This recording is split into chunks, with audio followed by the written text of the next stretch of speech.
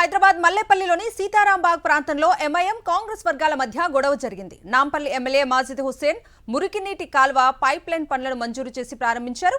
కాంగ్రెస్ నాయకుడు ఫిరోజ్ ఖాన్ అతని మద్దతుదారులతో వచ్చి అభ్యంతరం వ్యక్తం చేశారు. ఈ క్రమంలో ఇరు వర్గాల మధ్య తోపులాట జరగడంతో ఉద్రిక్త పరిస్థితి ఏర్పడింది.